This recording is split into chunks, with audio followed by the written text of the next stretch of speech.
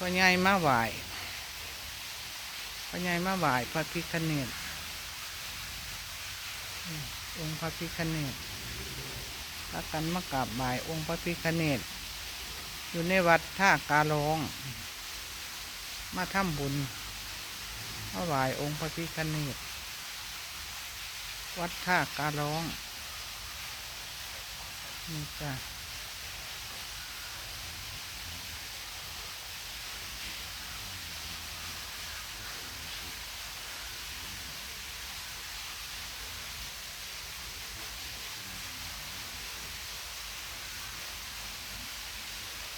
กันมาทำบุญ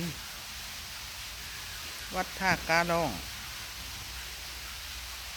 เคยมาไหว้พระพิฆเนศ